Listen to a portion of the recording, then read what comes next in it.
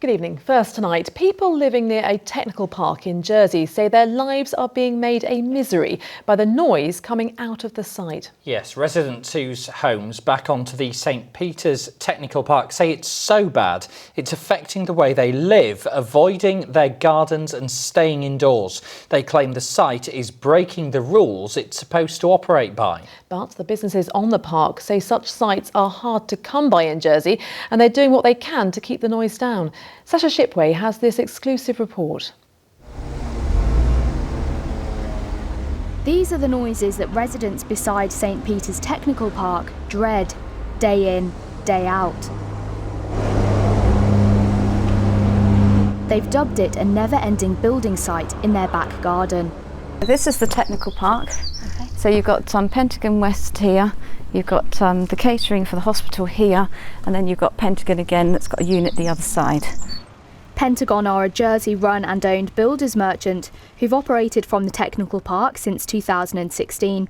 They expanded to 2 units in 2017. We serve the building community for the west of the island, basically. So all the parishes, it's reducing road traffic into St Helier and providing the local builders a service. While the location might save customers time and hassle, it's the opposite for some local residents who've appealed to the states regarding the disruption. It's awful. You can't use your house like you should. Your house should be your sanctuary, and it isn't, because it's a constant. And it's like Chinese torture, which it's just in your brain and it's in your head all the time. And you shouldn't have to live like this. Obviously, in this Daily Island plan, this would never have happened. So why I have to live in a builder's yard, I don't see why I should, and I never chose to do that.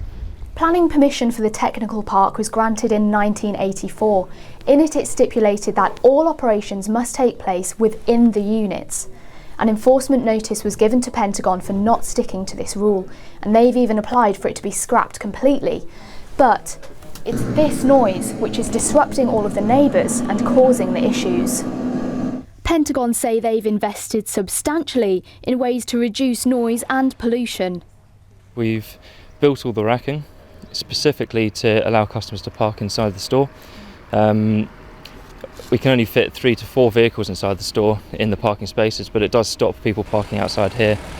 Other things that we've done are brand new gas forklifts. We also use a electric combi side loader. Obviously that creates less emissions, less noise. And there was additional racking built for timber movements and to stop the timber movement from our other store. On the day we went to film, no materials were outside of the units. Pentagon claimed this is how they operate normally. When we went back to gather more footage, this is what we saw. Yes, it's disappointing. We have issued a notice requiring that outdoor activity to cease. That hasn't been complied with yet. So if an enforcement notice isn't complied with, ultimately we can take it to court and there will be a criminal case before the court. Sally Wood and her family say they've had to modify the way they live, keeping windows closed, rarely using the garden, and not hanging out washing in the day.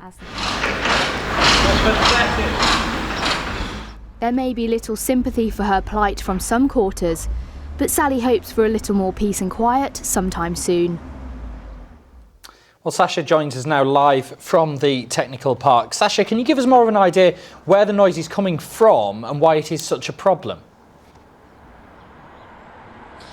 Yeah, well, there's very little distance between the houses and the Technical Park itself, and the noise really does affect neighbours. And we're going to bring up a satellite image now, and this is going to showcase exactly how narrow the road is which separates it and residents' gardens.